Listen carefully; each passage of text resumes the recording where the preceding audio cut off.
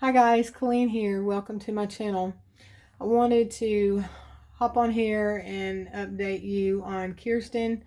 She's still not showing any signs of the virus and she was exposed to at school, but we're still not out of the woods. So we thank you for all the prayers. Please keep us in prayer. Me and her both need it.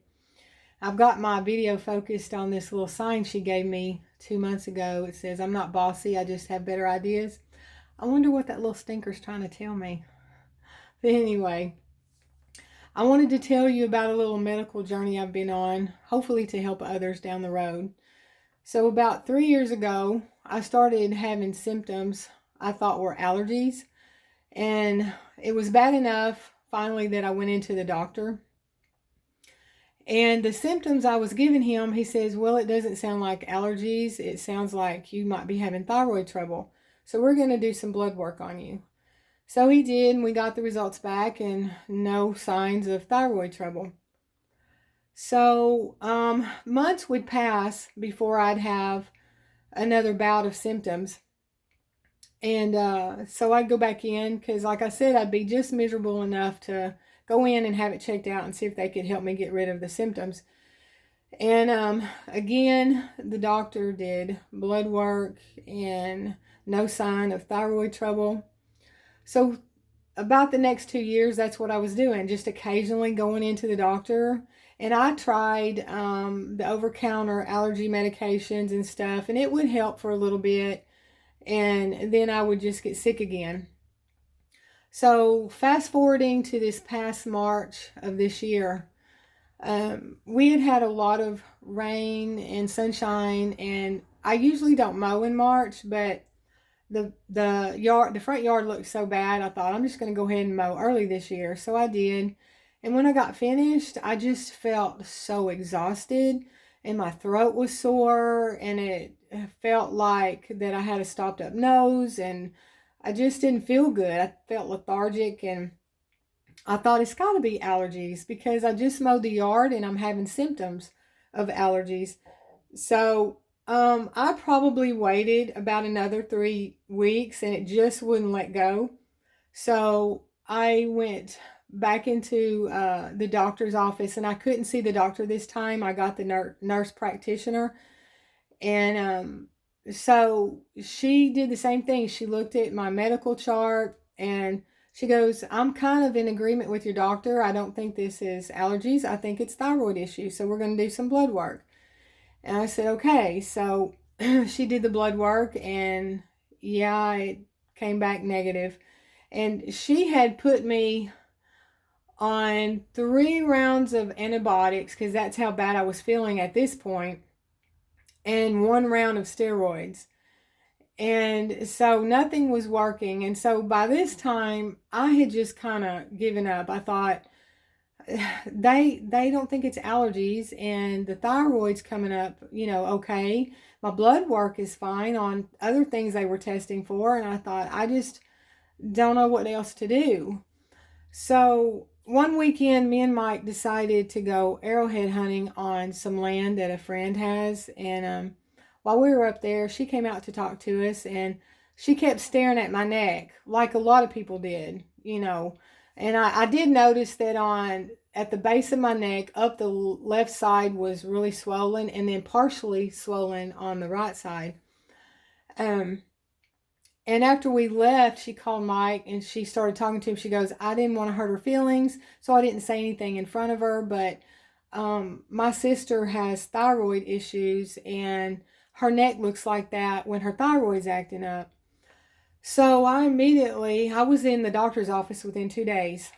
And I got Kelly again because my doctor, had too many patients that day. And I was probably doing walk ins. I don't quite remember, but I'm pretty sure I didn't schedule for him. I just did a walk in.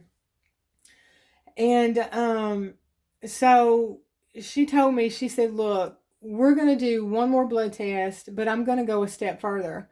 She said, "Instead of stopping at the blood test, I'm going to send you and have an image of your thyroid done," because she said, believe it or not, you can have thyroid issues and it won't show up in your blood a lot of times.